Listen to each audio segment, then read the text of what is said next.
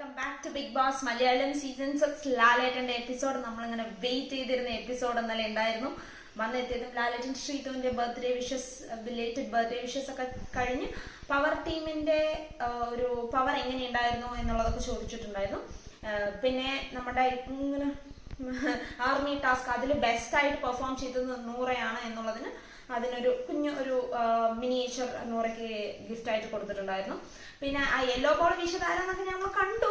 നിങ്ങൾക്കറിയോ അറിയില്ല എന്ന് ചോദിച്ചു. ബട്ട് അതിന്റെ ഒരു ചെറിയ ക്ലിപ്പിംഗ്സും അതൊന്നും ഇട്ട് കാണിച്ചിട്ടുണ്ടായിരുന്നില്ല. പിന്നെ പവർ ടീം ഇട്ട കുറെ റൂൾസ് നമുക്ക് ഈ 1 hour എപ്പിസോഡിൽ കാണിച്ചില്ല. അതുകൊണ്ട് നമുക്കും കുറെ കാര്യങ്ങൾ അറിയാൻ പറ്റുന്നില്ല.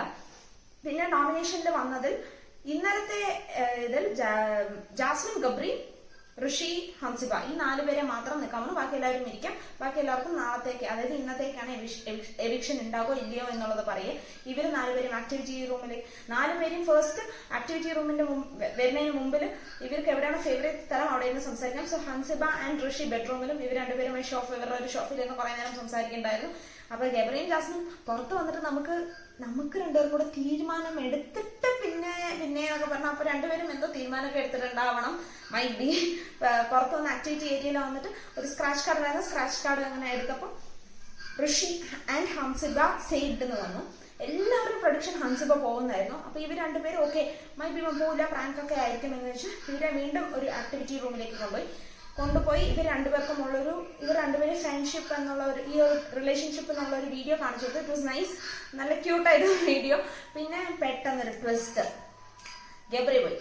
ജാസ്മിൻ പൊട്ടി കരയണം. അവൾക്ക് അത് അക്സെപ്റ്റ് ചെയ്യാൻ പറ്റുന്നില്ല. പക്ഷെ ഗബ്രി വാസ് സോ പ്രിപ്പയർഡ് എന്ന് തോന്നുന്നു. നല്ല സ്ട്രോങ് ആയിട്ട് നിൽക്കുന്നുണ്ടായിരുന്നു. ലാലേട്ടൻ്റെ അടുത്ത് പോയി അവിടെ നിന്ന് പറഞ്ഞ് ഉള്ളിൽ വീട്ടിലുള്ള എല്ലാവരും കണ്ട് ജാസ്മിന്റെ പേര് മാത്രം പറഞ്ഞില്ല. അതെന്നെ ഡൗൺ ആയി. ഏറ്റവും നന്നായി കളിച്ച എല്ലാവർക്കും ആർക്കും അത് പ്രഡിക്ട് ചെയ്യാൻ പറ്റില്ല എങ്ങനെയാണ് ഗബ്രി പോവുക. ബിക്കോസ് കളിക്കാത്തവർ അവിടെ കുറെ പേരുണ്ട്, കളിച്ച ആള് പോയി. ഇതാണല്ലോ Bigg Boss, expect the unexpected. പക്ഷെ നമ്മൾ ഈ ഒരാഴ്ച കണ്ടിട്ടോ ഗബ്രി പോയിരുന്നെങ്കിൽ എന്ന് പറഞ്ഞ പോലെ തന്നെ ഗബ്രി പോയി.